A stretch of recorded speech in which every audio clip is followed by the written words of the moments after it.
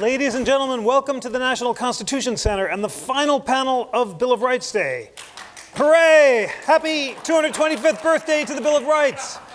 I am Jeffrey Rosen, the president of this wonderful institution. For those of you who are joining for the first time, the National Constitution Center is the only institution in America chartered by Congress to disseminate information about the U.S. Constitution on a nonpartisan basis.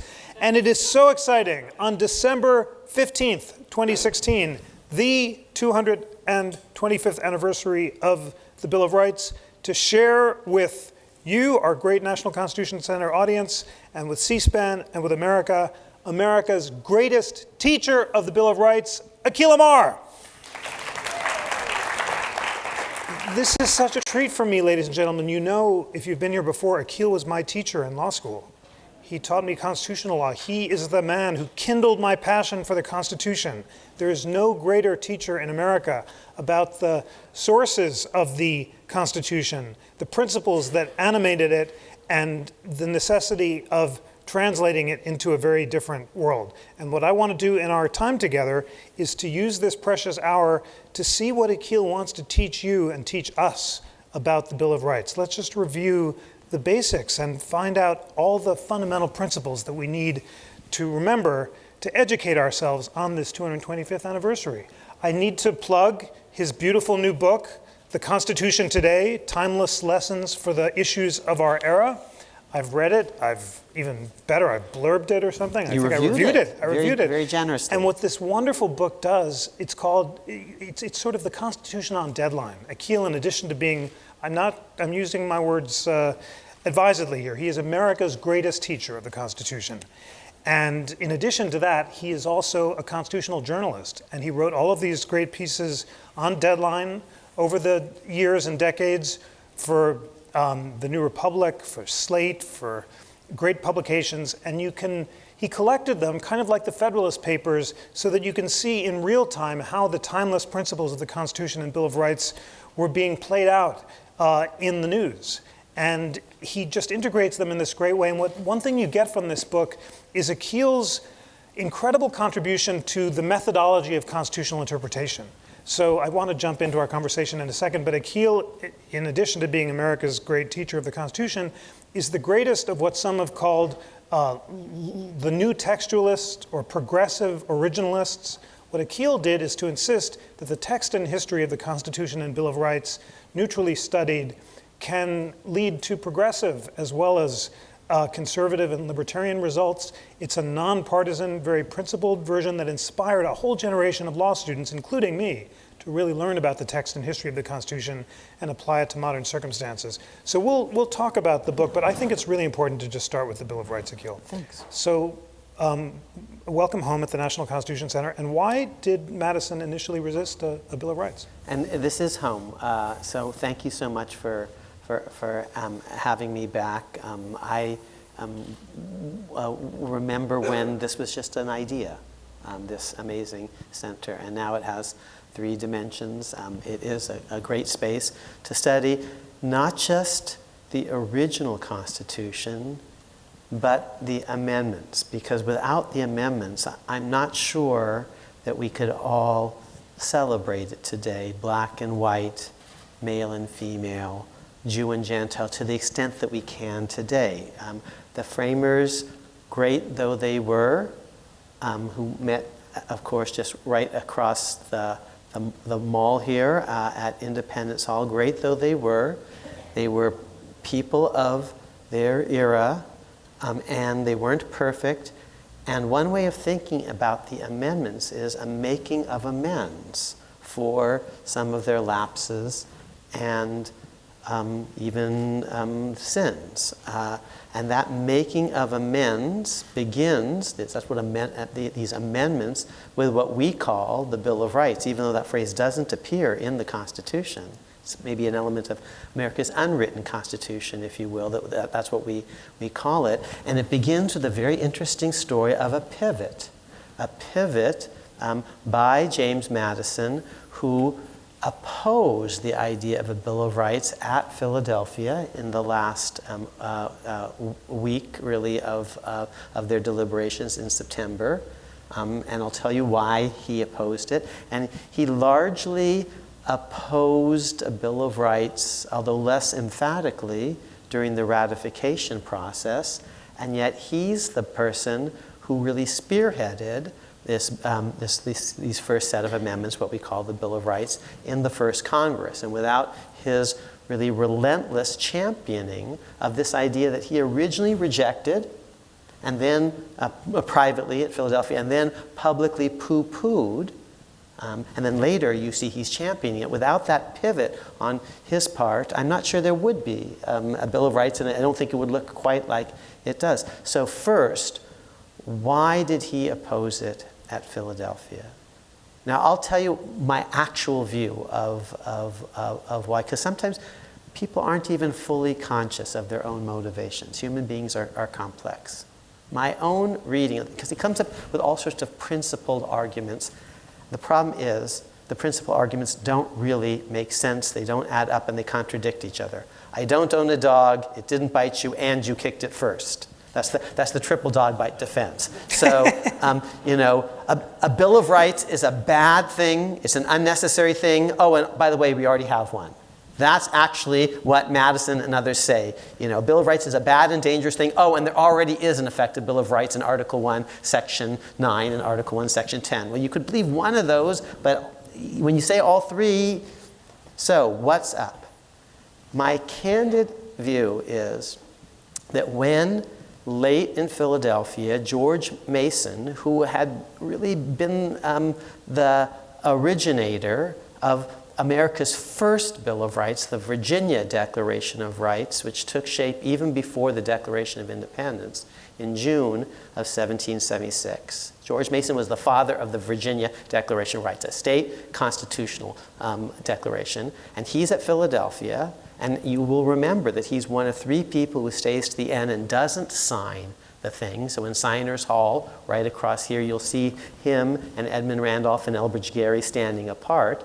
But in mid-September, early September, he proposes a Bill of Rights. And he's going to want to compose it, to be the main drafter, as he was in Virginia. And without a lot of deliberation, frankly, he gets just voted down. Here's, in my view, what's going on. They're hot. They're homesick. They're tired. They just want to go home. And so they're actually not thinking it through. And George Mason says, well, we could do it in a matter of hours. And here's what they're thinking. And it's not on the page. This is my interpolation. Yes, he says it's going to take just a day or something. But this is going to be another 2 weeks. He's a pain in the butt, and we want to go home. Now, why do I say it that way? Because you see, if they had really good reasons for resisting this, then the decision eventually to adopt a Bill of Rights was a mistake. So Madison can't be really both right at Philadelphia and then right 2 years later when he pushes the thing forward. It's like on the witness stand. Well, are you lying now, or were you lying then? Because you're telling a different story. And I want to tell the story which Madison actually moves in the correct direction. His original reasons for resisting weren't so good. They weren't so well thought through, and they don't make sense analytically, but what does make sense is the following, and this is now a big point about the Constitution. The Constitution doesn't come from 39 people meeting at Philadelphia. It's not just a small group of people meeting secretly. The Constitution comes from we, the people of the United States. The real drama is the ratification process, a year-long process in which up and down a continent, ordinary people are being invited to debate and then ultimately to vote on whether they're going to vote yes, we want this document, or no, we reject it. That's the drama. A whole continent voting on a constitution. And the first thing that when it leaves this small, closed, secret room in Philadelphia, almost the first thing that people say is, dudes, where are the rights? You forgot the rights. And why would they say that? Because this Constitution isn't the first that America has adopted. We've had state constitutions, beginning with the Virginia Constitution, and it had a Declaration of Rights, and the Massachusetts Constitution of 1780 had a Declaration of Rights, and the New Hampshire Constitution of 1784 had a Declaration of Rights, and so did others. So the first thing ordinary people say is, you forgot the rights. And the framers are kind of defensive about this because they did forget it. But do you want to admit that? So they actually resist, and they try to make some arguments. It's unnecessary, it's dangerous, oh no, by the way, we already have them. Doesn't make sense, these arguments. And eventually they pivot. And Madison is a huge part of that pivot, and it's a two-part pivot.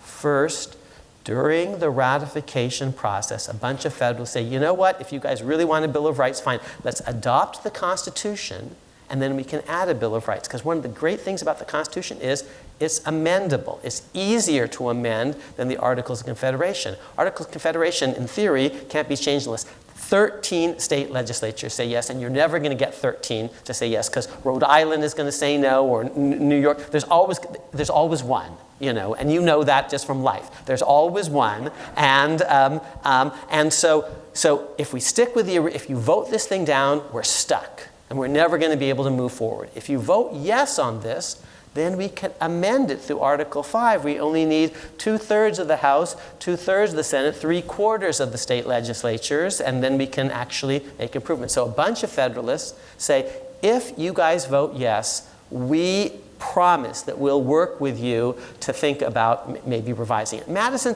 doesn't quite go that far, but he's beginning to move in that direction. Then the second part of the pivot, because Madison isn't done. Now, the Constitution's been ratified. It's now, remember, it's proposed in September of 1787. Now it's basically a year later, September 1788. 11 states have said yes. North Carolina and Rhode Island haven't yet. So when George Washington is going to take office as the first president of the United States, there are only 11 states in the new Union. But Madison isn't done. The Constitution's been ratified, but we don't have North Carolina and Rhode Island back in the Union. We had a whole bunch of American patriots who voted against the Constitution. It was a very closely contested ratification in Massachusetts, in Virginia, in New York, in New Hampshire. Very closely contested. And again, 2 states have voted it down, North Carolina and Rhode Island. And Madison isn't done. He's got to make the system work. Now it's been ratified on paper. How is he going to make it work? He's got to get himself elected to Congress so that he can actually begin to implement this thing. Now he has to win the congressional election. And in that congressional election, he basically has to promise his constituents that he will support a Bill of Rights. Because if he doesn't pivot and basically say, I was originally skeptical about this thing, but I'm now persuaded it's a good idea, he's not going to get elected to Congress. He gets elected to Congress on a platform that he will push a Bill of Rights. He defeats James Monroe, who's running against him. So now, in order to be an honest person, he's got to carry out his promise. And in order to get all these people of good faith who voted against the Constitution, but they're Americans too, and you need to bring them on board. So, and if they say they want a Bill of Rights, let's get them to buy into the project, as long as it's not a bad idea. Even if it's just like, a neutral idea, this will give them a sense of co-authorship and co-ownership in the project to bring them on board, because they weren't at Philadelphia. And we need to bring North Carolina and Rhode Island back in the Union. And maybe their reasons for voting the Constitution down are stupid. Fine. But we need to give them political cover so that they can reverse themselves. We need to actually be magnanimous in victory so that, and if we give them a Bill of Rights, then they can say, well, now I can change my mind. Because, you see, they've lost, they're feeling bitter about the thing. How do we bring them back on board? So Madison, for several reasons, pushes this Bill of Rights, because he made a campaign promise to do it, and he has to face the voters very soon. And because he wants to get all these people in the states that are already in the Union onto team Constitution, and because he wants to get North Carolina and Rhode Island back into a reunion with the other states. And why didn't they do it at Philadelphia? Because they were stupid, they were tired. This happens to small groups of elites, even like brilliant people.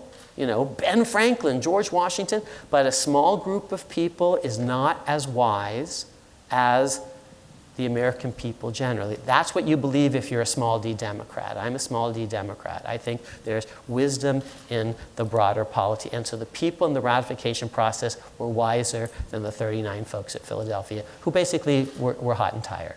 Fascinating. So I hear you saying not stupid, but hot and tired. They had enough. Okay, bravo for that.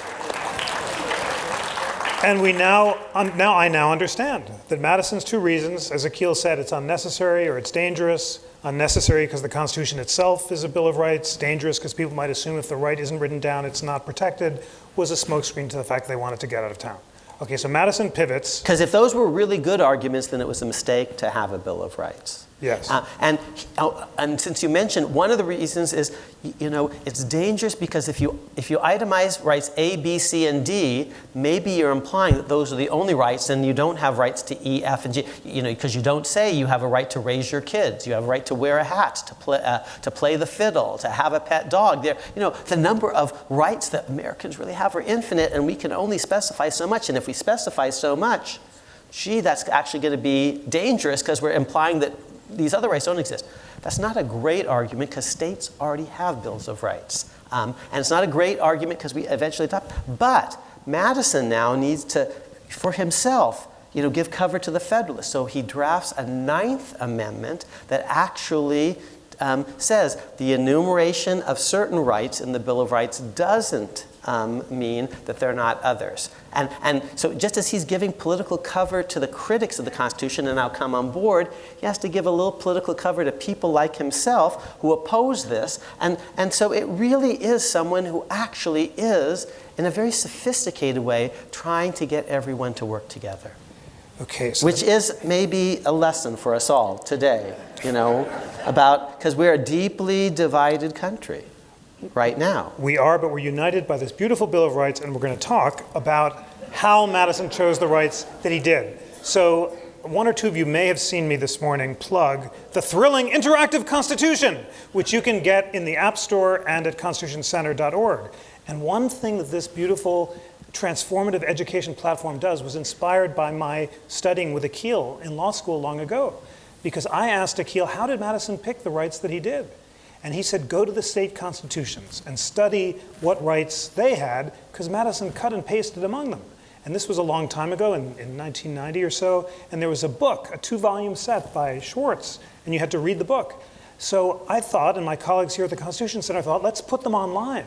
And you can now click on any part of the Bill of Rights and see all of those antecedents in the Revolutionary era, so that you can see the amendments that Madison proposed that were not adopted.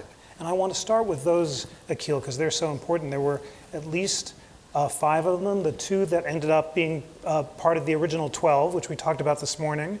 The original First Amendment, which says 1 representative in Congress for every 30,000 inhabitants, that one doesn't pass. The one that says that Congress can't raise its salary without an intervening election becomes the 27th Amendment in 1992. But there's an amendment in there that Madison thinks is the most important in the bunch, and that would have prohibited states, as well as the federal government, from infringing the fundamental rights of conscience, trial by jury, and freedom of the press. And you can find that here at the Interactive Constitution. Why did Madison consider that the most important in the bunch? And tell us about the other amendments that he proposed that were not ratified. Madison believes that actually the greatest threats to liberty, especially minority liberty, liberty of the outsider, the dissenter, the greatest threats are actually posed perhaps by the most democratic governments closest to the citizenry, the state governments, because in any individual state, there might be, for example, one religious group that has a clear majority, and it's going to be tempted to tyrannize over the minority religious group. And his vision of rights was very much influenced, especially by religion. But now in the United States as a whole, since there's so many, I have to speak very carefully here because we're on C-SPAN, so many different sects, S-E-C-T-S, that's a plural. We're having a program next season on sex and the Constitution, but that's the other version. Yes, okay, so not S-E-X, but so many different religious groups, Baptists and Quakers and Congregationalists and Anglicans. So in any given locality, one of these groups might be dominant and tempted to tyrannize over the others. But in America as a whole, no one given religious denomination was going to have that kind of majoritarian power. Sort of every denomination in a nation as a whole was a minority of sorts. So Madison thought, actually, rights might be more secure against the federal government, the larger government, than against individual states. The canonical statement of that view is Madison's Federalist 10. Now, if you believe that, if you believe that states actually are maybe a greater threat to liberty than the federal government, even though the federal government is more aloof and there are fewer federal representatives and you're less likely to know them personally. So conventional theory is democracies are rights protective by their very nature, and state governments are closer to the citizens, they're more democratic, they're more like you're more likely to know your state representative who comes from your neighborhood and comes back every weekend or something. That was the conventional view. Madison thought, no, actually, this more distant, aloof, elitist federal government will actually be better at protecting minority rights. If you think that, then you think okay, well, it's important to have some rights against the federal government because the skeptics of the Constitution want that, and we need to bring Rhode Island and North Carolina on board. And the people are accustomed to that because they've seen state declarations of rights, so they think that a proper government should have them. But as important as all that is, I, James Madison, believe it's even more important to have rights against state government, a statement that no state shall abridge the following fundamental rights. And he slips that in. Most of the other things that become provisions of the Bill of Rights, most of them were proposed in state ratifying conventions in Massachusetts, in New Hampshire, in New York, in Virginia especially. So much of what he does is to take all these state ratification proposals, which are basically yes, but. Yes, we ratify, but here are some amendments that we're proposing. He culls through that list. He's a compiler. He pulls all the lists together. He sort of goes through them. He sees which ones are especially prominent in the state constitutions, and he basically just winnows that list using state constitutions and the ratification proposals as his first cut. But the thing that he, more than anyone else, adds himself, when he puts himself into the picture, is this Federalist 10-like idea that we're going to have at least one amendment that provides for rights against state governments. And it passes the House of Representatives, but maybe, not surprisingly, it fails in the Senate, which, remember, is a body at that time that's elected by state legislatures, and this is an amendment that would limit state governments, state legislatures. So they say no, so it's not proposed. It doesn't get 2/3 in the Senate, and it's not going to be until after the Civil War that we get a Madison-like amendment that basically says no state shall. Remember how the First Amendment begins. Congress shall make no law of a certain sort. How the Bill of Rights ends with the 10th Amendment affirming rights of states and localities. So the original Bill of Rights is limiting the federal government and only the federal government. Madison wants rights against states because he thinks states are more threatening to liberty. He doesn't get, he fails in that, but he's eventually proved right because states do misbehave.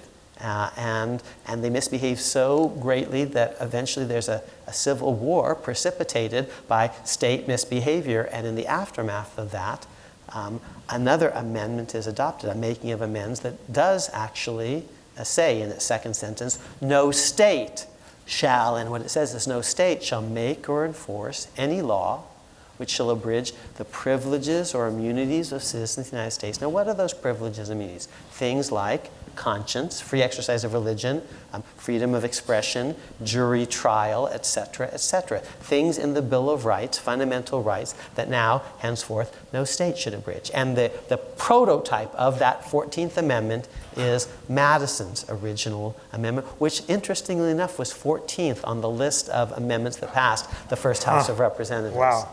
So you heard what Akhil just said, that the original Bill of Rights only binds Congress. But Madison thought there are certain rights that are so important, they come from God or nature and not government. States should be prohibited from abridging those as well. Or even custom. I'm not sure juries come from God or nature. They're man-made and all sorts of rules about trials. I'm not sure lawyers come from God, maybe. But the right of counsel is a really important one. So customary as well as natural rights. So 2 natural rights, speech and conscience, and 1 customary one. But Madison clearly believes in natural rights because 2 of the other amendments that he proposed but were not adopted talk about natural rights. The first one sounds like a paraphrase of Jefferson's second sentence in the Declaration, basically saying people are born in a state of nature with certain unalienable rights, and when they move from the state of nature to civil society, they retain the alienable natural rights in order to secure the greater security and safety of the rights they've retained. And then another amendment kind of says the legislature can't be the executive, and the executive can't be the legislature, and so forth, the separation of powers amendment.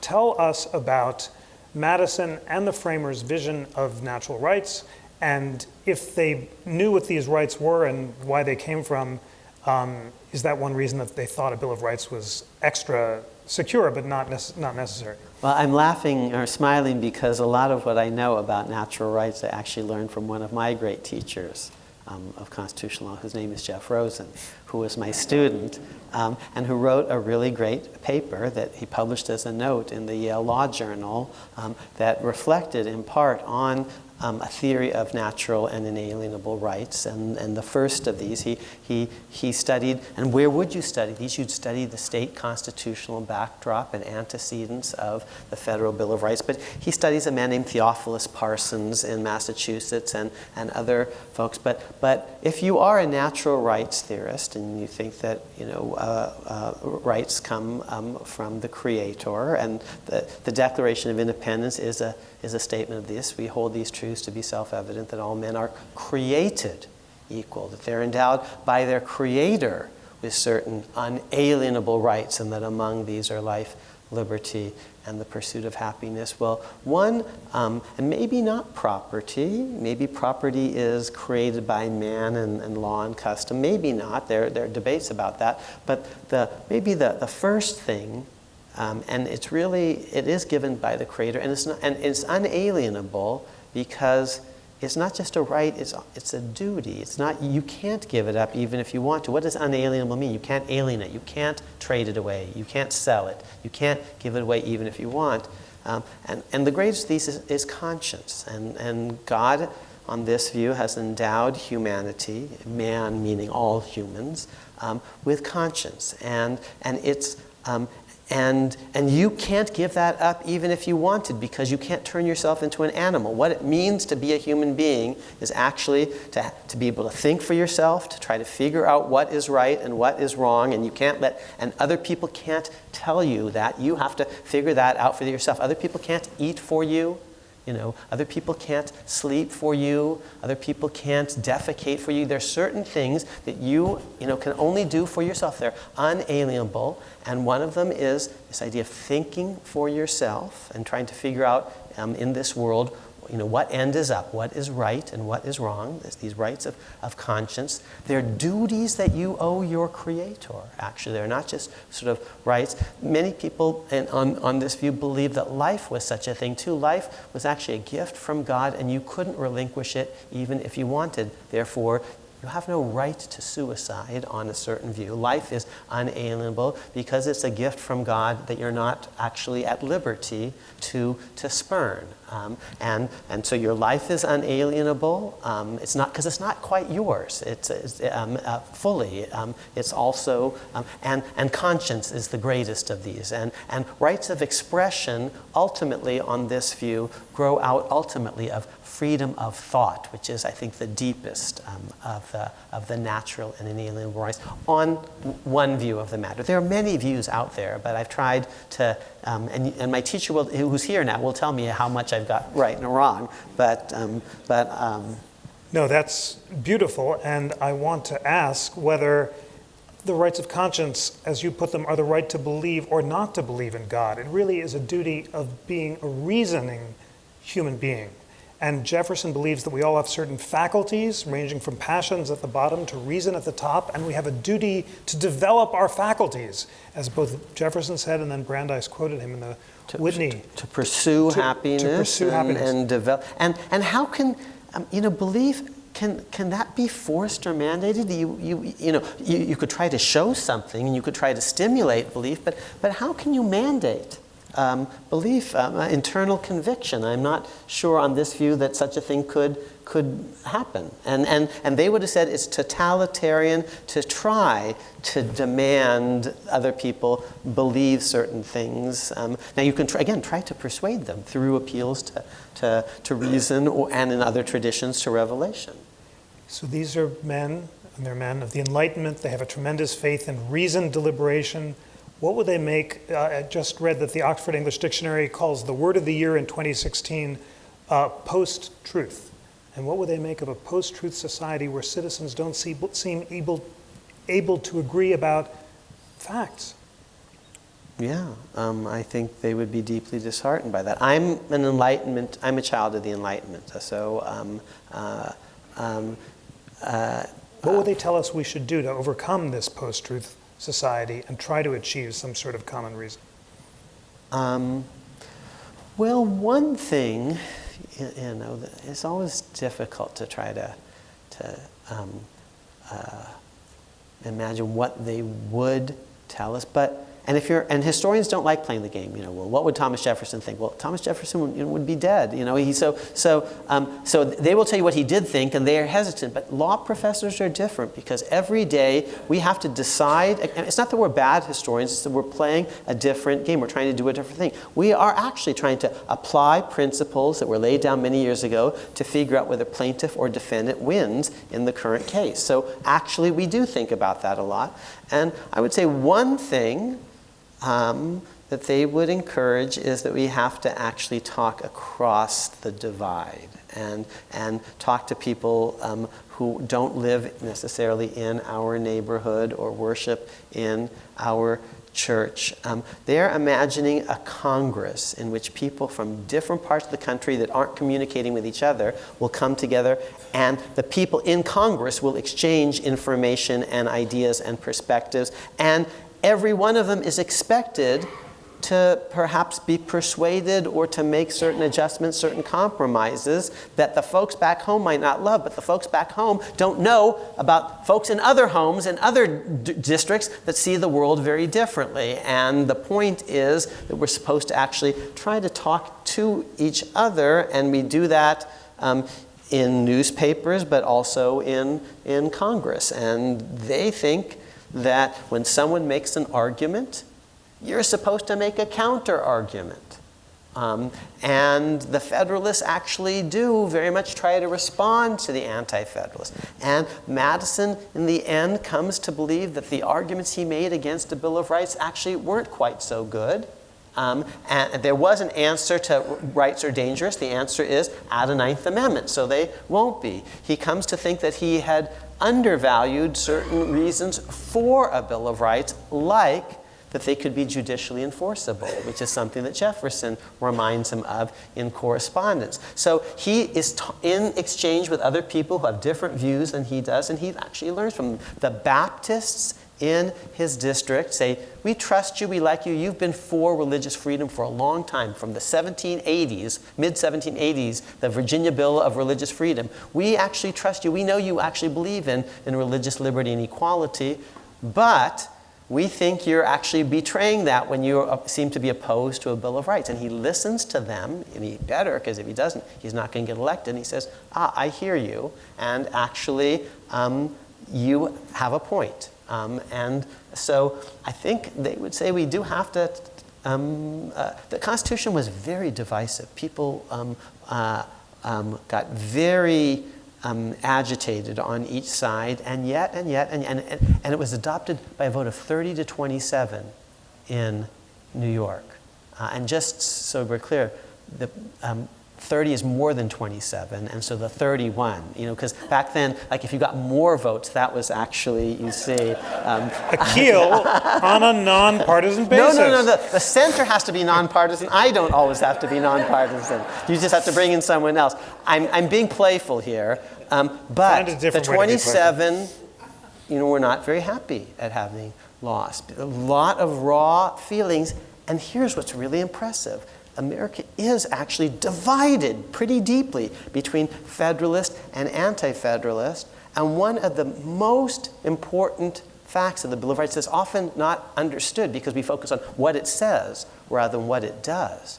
What it does is it brings America together. It's something that the Federalists and the Anti-Federalists can both accept. It's sort of a consensus compromise position. It broadens the coalition for the Constitution, which was originally a pretty narrow and brittle one. In the long run, it is hard to govern a society 51-49, and maybe even harder to govern a society 49-51.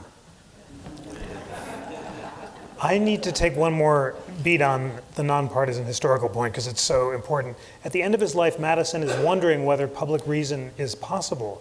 And he's interested in new media technologies that might unite farmers in the South with merchant interest in the North. But he is not completely confident that citizens can come together, hear disparate points of views, and reason together. What did he think was necessary to achieve that public reason? Well, I'll say one thing. I hope I've been pretty generous to Madison. He was a very great man. He was a thinker and a doer. And there are not so many, actually. We've got pointy heads in the academy, but we don't, yours truly, and we don't actually do very much. And then we've got folks out there in the world, in government, doing things, but often they don't think very much. And I'm worried about some of them. Who seem to be doers more than thinkers. And there are pathologies of people who are thinkers and not doers, the ivory tower academicians. So to his credit, Madison's a thinker and a doer, and he reflects on this. And he is thinking about the media. But here are now two things that I do want to tell you about Madison, since we are celebrating one of his greatest achievements, getting the Bill of Rights through, 225th anniversary. One, he is a partisan. Okay, so yes, on this nonpartisan basis, you can say all of that, but you've been taught that Madison is opposed to party and faction, and you've all read or heard about the Federalist 10. Raise your hands if you've heard about, okay. The oldest political party in America, maybe the world, in continuous existence is what we call the Democratic Party. And it is founded by James Madison and Thomas Jefferson. And it will become the party of Jackson and later the party of Woodrow Wilson and Franklin Roosevelt and Jack Kennedy and Barack Obama. Okay? It's founded by James Madison within a decade of adopting the Constitution when he's railing against party and faction. Okay? So you know who he is? And I actually blurb a biography of Madison, a fine one, by Rick Brookhiser, who happens to be a conservative and it's nonpartisan basis, a very great man. He writes a biography of Madison, and I'm a blurber. And Joe Ellis, who is an historian, is a blurber, and Joe Ellis says, Madison's an historian, and Joe Ellis is a historian. And I'm a constitutional person. I said, Madison is a constitutional guy. I'm a constitutional guy. Rick Brookhiser is a journalist, and Madison actually was a political journalist of sorts. But the other blurber was Karl Rove. And Karl Rove says, I'm a political operative, and so was Madison. James Madison is Karl Rove avant la lettre. He is a total political operative. The only difference is he steps out from behind the stage and onto the stage when Jefferson leaves and he becomes president. So but he's a political operative. He's, Reince Priebus. Okay, that's who he is. So one, he is a partisan, and that's not the picture of Madison that you thought. So he does try to unite Federalists and Anti-Federalists early on, but then he actually founds a political party. And here's the second thing, because we just have to say it. His political party is based on slavery.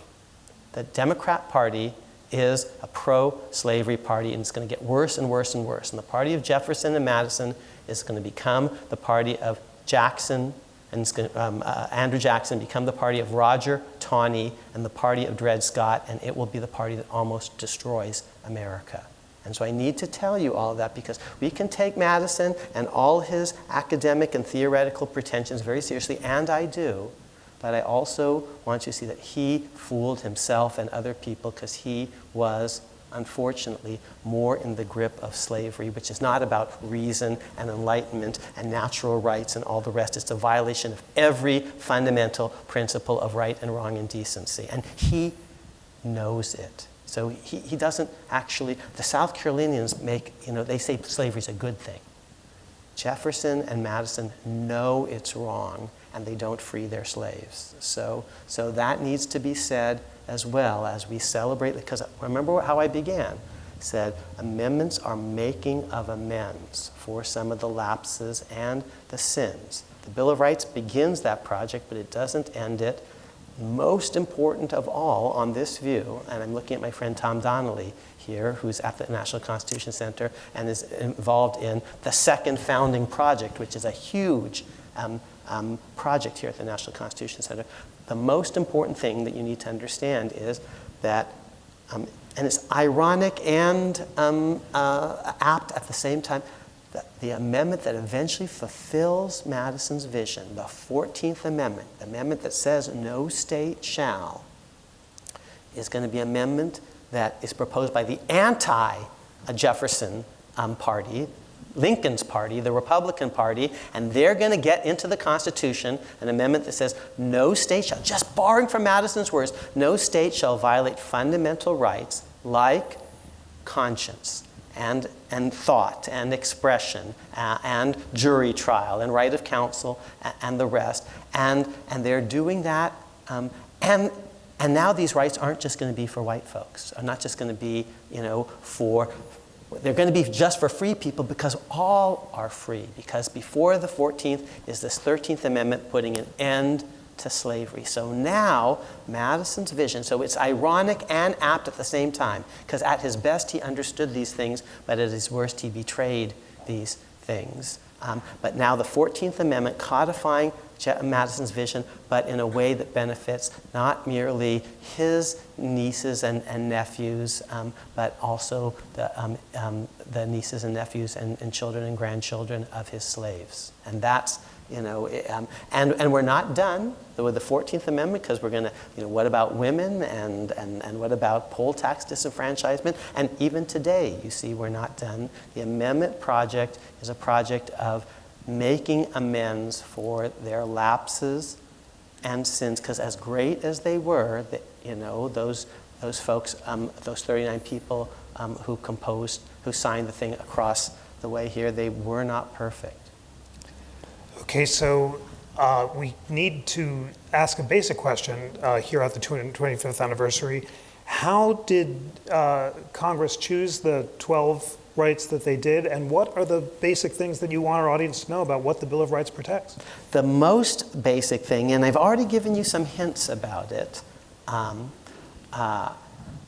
we'll just play a game. And some of you have played this game with me before, so if you have, don't spoil it for the others, because you will know the answer to this. But I'd like folks in the audience just to shout out the names of the famous, when I say Bill of Rights cases in American history that pop into your head, whether you agree with the outcomes or not. The big famous Bill of Rights cases are, just shout out their names.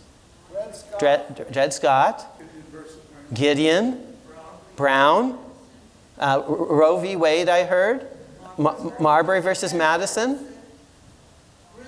Griswold v. Connecticut, Brown v. Board of Education, New York Times v. Sullivan, Citizens United, Zenger. Now, I can't fool this crowd. It's a very sophisticated crowd. And that said, half of the cases that you shouted out are not Bill of Rights cases. So first, Zenger is before the Constitution. Marbury versus Madison is about original versus appellate jurisdiction, and who cares? It's not any great principle of liberty. Dred Scott is about the fundamental right to have slaves or something, but yes, that actually could count as a Bill of Rights idea. But here were landmark cases that you tossed out, and strictly speaking, they're not Bill of Rights cases. And I'll add a few more. Gideon versus Wainwright, Griswold versus Connecticut, New York Times versus Sullivan, Brown versus Board of Education, Roe v. Wade, Lawrence v. Texas, Miranda v. Arizona. None of those is a Bill of Rights case. Tinker versus Des Moines. Why not? Because the Bill of Rights originally applied only against the federal government. Congress shall make no law of a certain sort. And the 10th Amendment is about states' rights. And in between, there are celebrations of local juries and local militias. The original Bill of Rights was an anti-federalist, Tea Party, localist suspicion of the central government. And that's important, but that's not our Bill of Rights today, because you believe, with Madison, that some of your most fundamental rights need to be protected against states and localities. Brown versus Topeka, Board of Education of Kansas. Gideon versus Wainwright is Florida.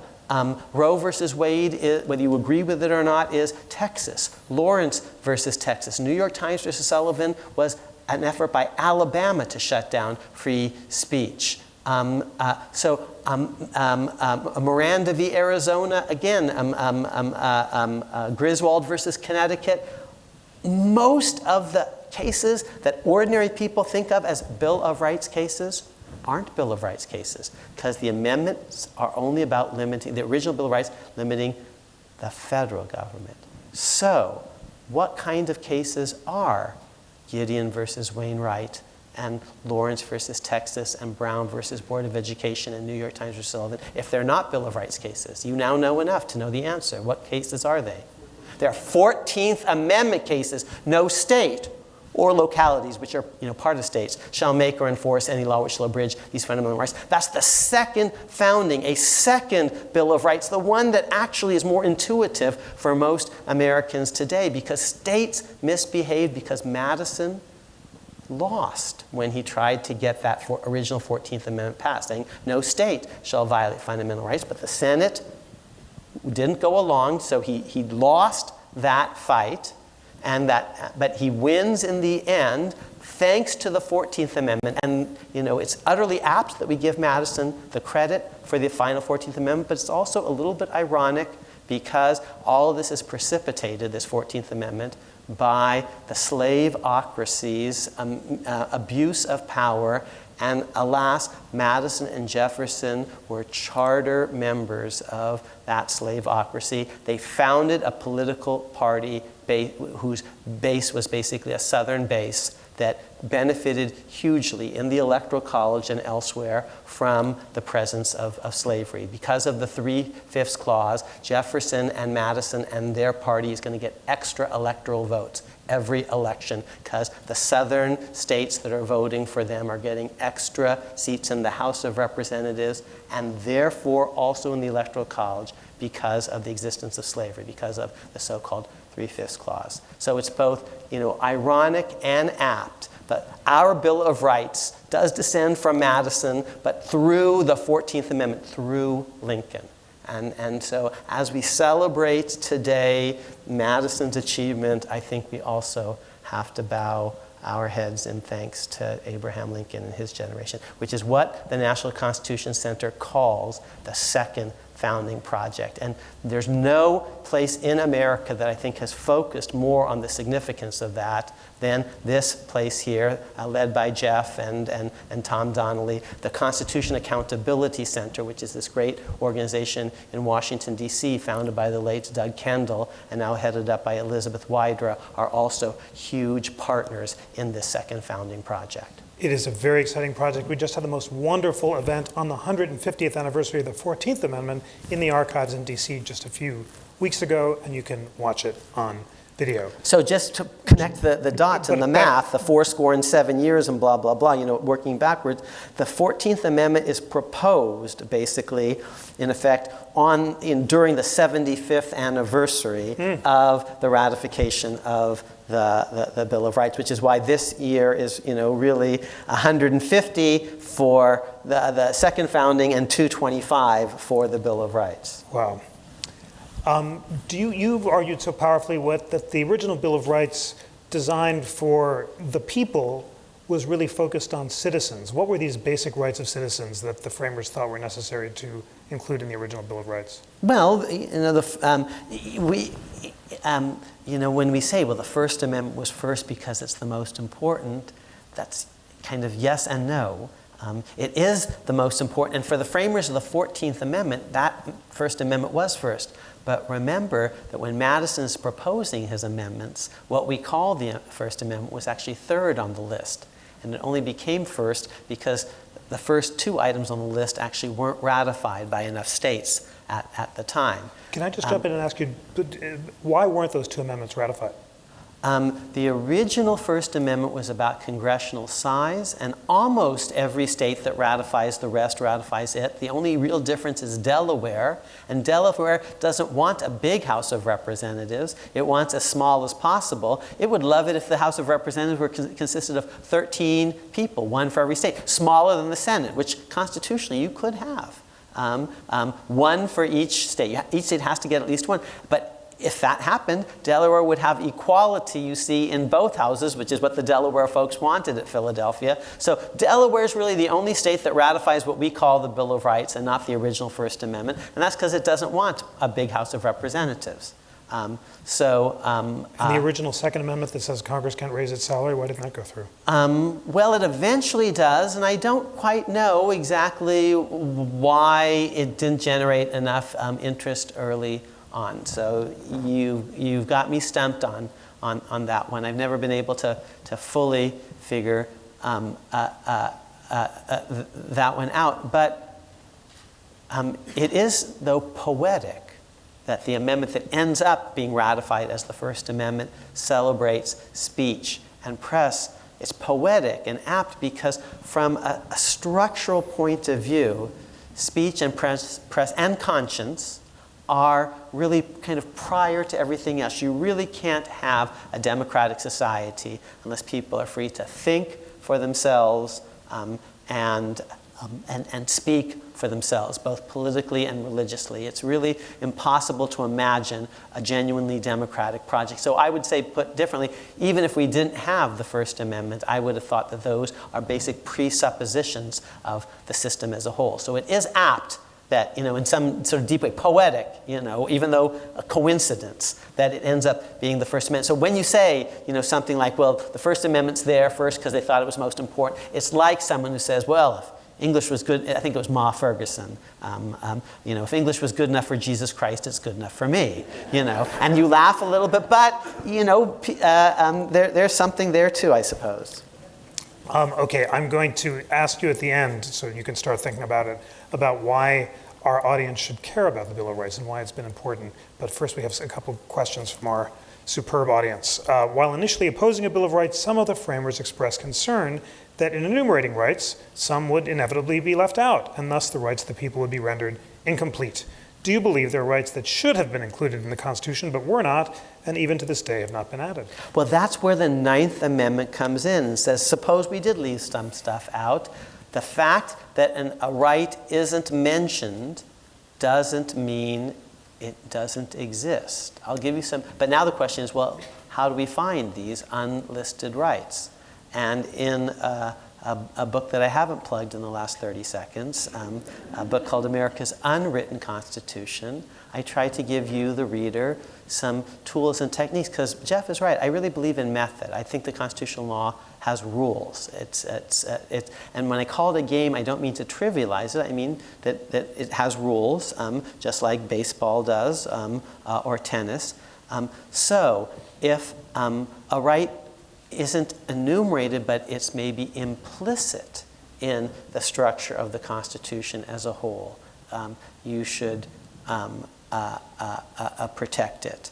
And if it's a right, and I'll give you an example of each of these, if it's a right that we have by custom and tradition, maybe that's a basis for judges to say this right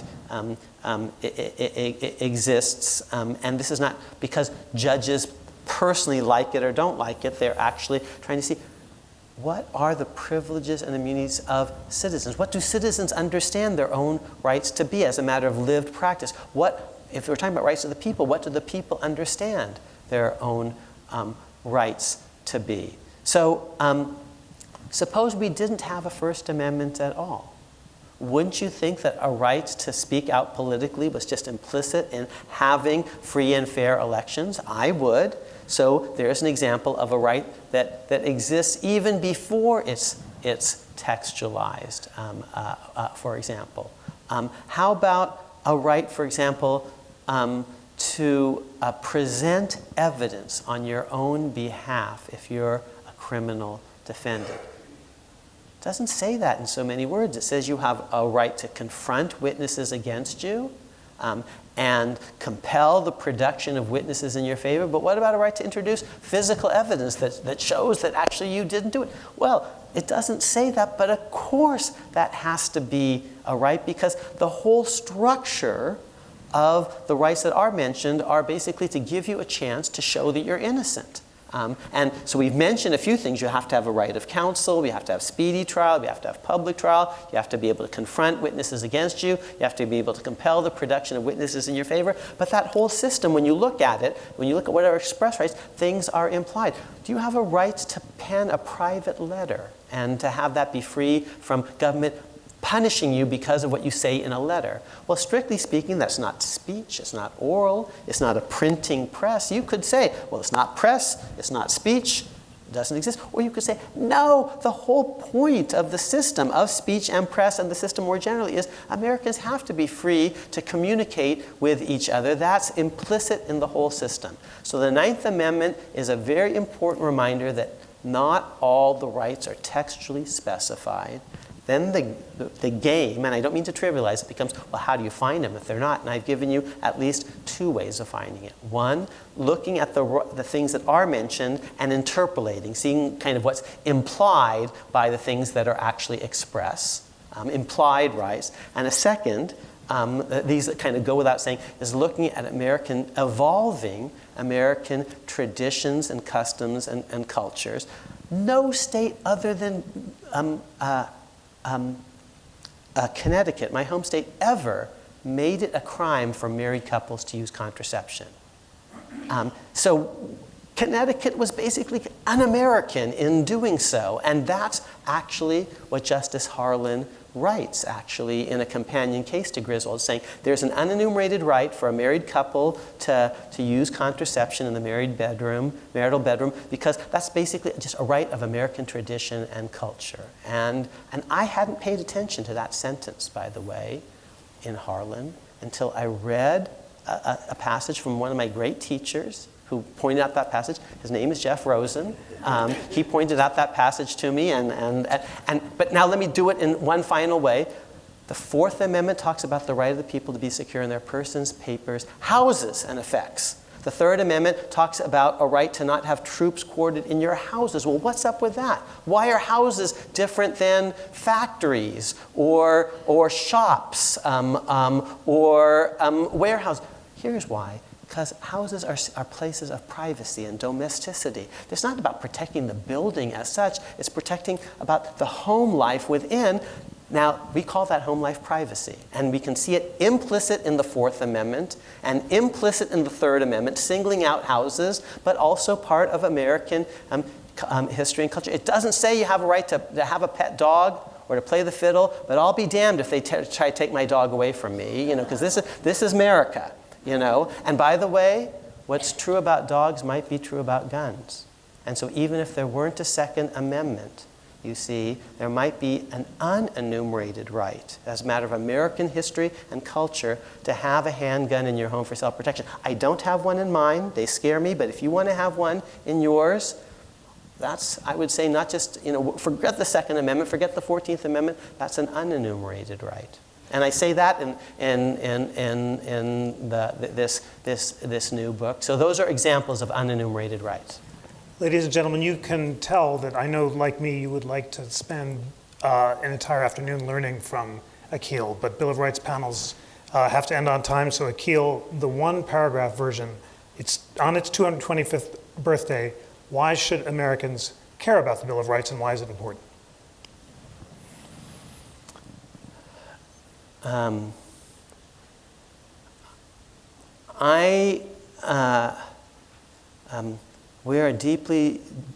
We meet today in the shadow of an election that was divisive. Here's what we have in common. We have in common our Constitution. We have in common our Bill of Rights and the 14th Amendment. We have in common more than 225 years together as a people, North and South, blue and red, liberal and conservative. There are deep resources here. There are patriots on all sides of the geographic and political spectrum. And if we're going to start to talk to each other and bind the wounds, I think there's no better place to begin than on this common ground of our Constitution and our Bill of Rights. And I'll say one other thing. These rights didn't come from judges. They didn't come just from elites. They didn't come even from the smartest people, elites meeting behind closed doors. They came bottom up, organically from the American people, when for the first time in the history of the world, an entire continent was asked whether we do or we don't, whether we agree to these set of rules or not. And the first thing we, the people of the United States, and these are not my ancestors, but I identify with them. I'm allowed to join this project. The first thing we do is to say, yes, we will, but you forgot the rights, and that's very important. And we are always one generation away from barbarism. All of this will just be washed away unless each and every generation reconnects with that and learns from it. You're not bound by it. You can amend it again. You can do all sorts of things to your Constitution. We could actually end the project, but we shouldn't. And we shouldn't do so lightly. And the only way to prevent us from unintentionally, basically, running the thing into a ditch is actually by studying it with real care. You don't all have to be experts in neurosurgery or in plumbing or in carpentry, but you all are citizens, and therefore you all, I think, really do. And I'm preaching to the choir because you're here, but you all have to engage the Constitution and the Bill of Rights. Ladies and gentlemen, happy Bill of Rights Day, and thank you, the great Akhil Amar.